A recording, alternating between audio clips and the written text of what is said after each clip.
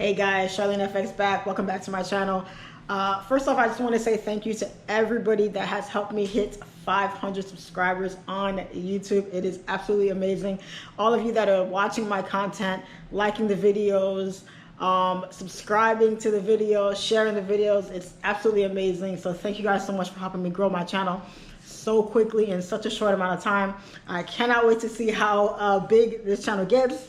But anyway, so thank you for all that. Let's get that out the way, okay? So now let's get into this video to go into a question that I get asked quite often. If I get this camera properly, okay? So brokers, how do you pick a broker? Who your broker is? Who's the best broker to go with? What to look for with choosing a broker, such and such. So many things that go into picking an actual broker. So we're going to cover as much of that as we can today. Okay, so a question that I get asked a lot is, who is my broker? Who do I broker with? Now, before I answer that question, I'm going to tell you guys that you never want to choose a broker simply because somebody else is using them. There's different reasons why people use specific brokers, and you cannot just blindly sign up with a broker just because, you see somebody else using them, or you see this person, is a good trader or does really well with trading, so you think, oh, it's the broker, so let me go with their broker. No. Your broker has nothing to do with how much money you're going to make, how much money you're going to lose, how well you're going to do with your trades, nothing like that. Your broker is an important factor. However, that is not the determining factor whether or not you're going to be successful with your trades, okay? Now, to answer the question, who is my broker? I broker with two brokers. I have Hugosway for one, and I broker with TradersWay, okay? I started using Hugosway when I first started trading, and then I drifted over to TradersWay because TradersWay had a better leverage for me with the pair that I traded, and or with the pairs that I trade, period. Their leverage was much better with being able to flip your account, and they offered the pairs that I traded with. So I liked the fact that they offered what I traded with and that the leverage was good. Now, I bring up leverage is because most brokers, whether they're regulated or unregulated, really doesn't matter, but most unregulated brokers, some of them tend to offer a little more leverage than other brokers do, because the unregulated brokers give you a little bit more freedom with your account than the regulated brokers do. Now, the difference between regulated and unregulated is more with the control of what you can do with your account, with your money. Most regulated brokers don't offer that much leverage, and most of them kind of restrict a lot of what you can do with your account.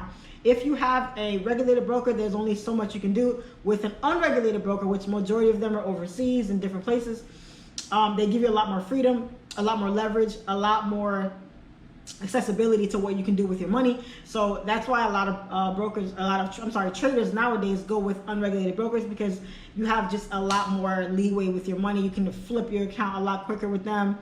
There's a lot of pluses and pros to dealing with an unregulated broker as opposed to dealing with a regulated broker. Some downsides to trading with an unregulated broker is it's unregulated, so they don't have to abide by any of the rules that kind of govern in probably the country or the state that you're in. And they kind of have the freedom to take your money and run.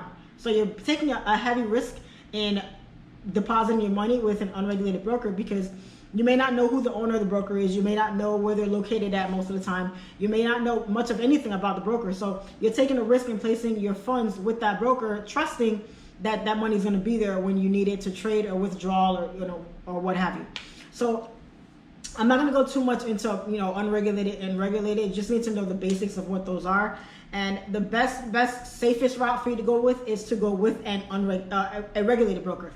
But majority of traders just go with an unregulated broker because you just have a lot more freedom with your money. Now, another factor of choosing the right broker is doing your homework on the broker, trying to find out as much as you can about the broker before you actually sign up with them. What are some things that you should look for? You should look for their customer service. How quickly can you get in touch with somebody at the brokerage that can help you with an issue or a question that you may have? With TradersWay, I love them because they actually have a chat option right on their website. So if I'm actually logged into my account, I can right then and there talk to somebody who works at the brokerage or whatever, to help me with any questions that I have, any concerns I might have, and things like that. So if you need to be in contact with your broker for any reason at any given time, you want to make sure that this broker is one that gets back to their clients in a timely fashion, one that actually responds to your question, one that has good customer service, and one that doesn't make you feel, kind of iffy about your money being with them and whether or not you have access to it and things of that nature. Another thing with your broker is knowing is getting in contact with them when you have issues with your trades. Sometimes you may have slippage, you may have, a mistake or a glitch with your MetaTrader or with the trade that may cause you to lose some money. If that happens, you have to be able to contact your broker and let them know, and they have to keep, accurate records of your trades and how you were doing it, and be able to actually show you what trade was it that you had an issue with and how can we fix it, or was there an issue on their part, and how you can be able to fix that problem and then move on so you don't have any issues going forward. So that's another thing you guys want to look for with your broker, is how is their customer service. Another big factor with choosing the right broker is how quickly can you deposit your funds and how quickly can you withdraw funds. Specifically with Hugosway takes a few hours for it to clear the blockchain for me to get a withdrawal. So I can get it that same day sometimes, depending on when I request it. But I know that for TradersWay, I usually have to wait a day to, and if it's on a Friday, I probably have to wait until that Monday or Tuesday even to get my withdrawal. So how quickly can you get your money in and out of your broker? Usually with most brokers, you can get your money in right away, and within an hour, 2 hours sometimes, or maybe even sooner, depending on what platform you're using, whether it be Cash App or Coinbase or some other platform. But getting your money out is also important too, because you can deposit money easily in there and have your money in your trading account, but if you want to take your money out, how much do you have to go through to get your money out? And with some brokers, you get it a lot quicker than others. Now, if that's important to you to get your money out quickly, you want to research that when you're checking for a broker as well, okay? Another thing you want to look for with choosing the right broker, I would say, is swap fees, and whether the broker is an A-book broker or a B-book broker. A-book brokers and B-book brokers is a complicated topic, so I'm not really going to get into that. That's kind of its own video for another day. But research that also. Research the difference between A-book and B-book and see if your broker falls under one of those categories. And swap fees. Check the swap fees on your broker. You check the commission fees off the broker to see how high are their fees. Another huge factor in choosing a broker is their spreads. That is one of the biggest reasons why I left Hugosway to go, or why I switched over even from Hugosway over to TradersWay, is because the spreads on the pairs that I traded were way too big on Hugosway. On Hugosway, everybody knows I trade GBP pairs mostly. On the GBP pairs, the spreads were almost 2.5, 3 pips even on some pairs. But with TradersWay, they were like half a pip, 1 pip, which means if I was taking a trade on TradersWay for my GBP pair, majority of the time I was immediately in profit.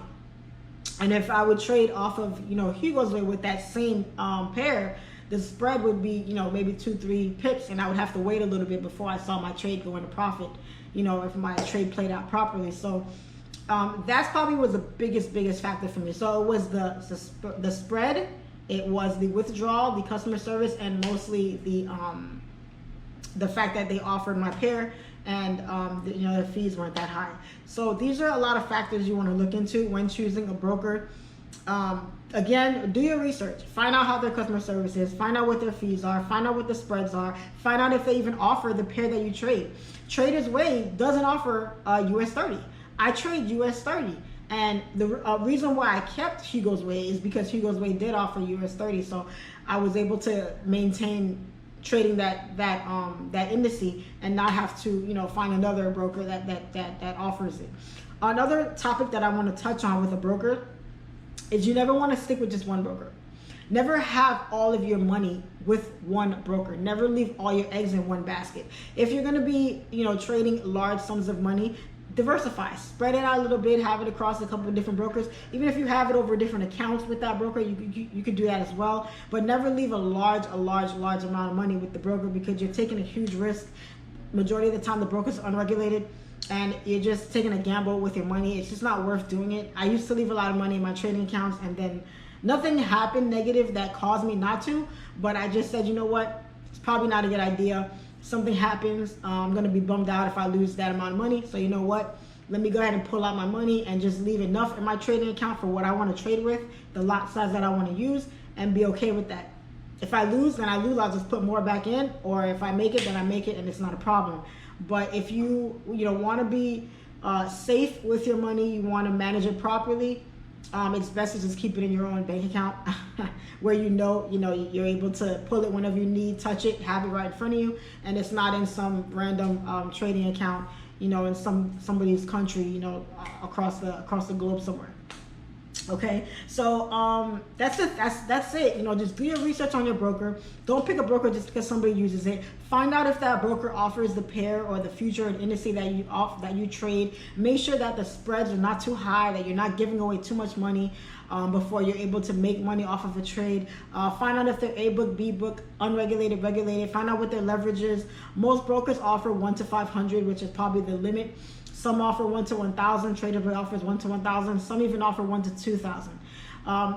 Just a little tidbit: if you're choosing a broker and you're a new trader, I would not go with a broker that offers more than 1 to 500. Anything over that is way too high. And if you leverage your account that much, you will end up probably losing all your money because you're just starting out. You're just getting your feet wet. You're just getting your experience with trading. And if you over leverage too much, you'll end up blowing your account or even taking yourself into the negative with your account if you're over leveraging too much. And it's not a good idea. If you're a good broker and you know what you're doing and you're profitable and you're consistent, man, getting a broker that offers 1 to 1,000, 1 to 2,000 is a gold mine. You can take your account and flip it in a matter of days, in a matter of a few trades even, depending on what your lot size and stuff like that are. But if you're not, like I said, I would not recommend going with a broker over 1 to 500 leverage because you just be shooting yourself in the foot and it's not worth it. And when you're first starting out, you definitely want to leverage as least as you can off of your account, just so you can get an idea of what the fees are with that broker, how the lot sizes work, how much drawdown are you in, depending on what lot size that you're using. You want to calculate all of these things before you actually go both feet in, because you can end up losing money and getting discouraged very quickly because you're just ignorant of how to manage your trading account properly. And the way that your broker can help you with that is to limit your leverage on your account. All right, guys, so that is the video for today. That is the video on brokers. If you guys want more information, if you want some information on my brokers, on what I use, or if you have any questions or comments like that, please feel free to comment. Drop them down in the comment section. My course is out right now, SIMPLEFX Academy. I will drop the link below. Check out my other videos for breakdowns, my scalping strategy. We've grown so much in the last few days. I'm very grateful for that. Like I said, I appreciate each and every one of you for taking the time out and taking your time out to watch my content and follow me on Instagram and to message me and join in my course and all that kind of stuff. I love each and every one of you. Thank you guys for that.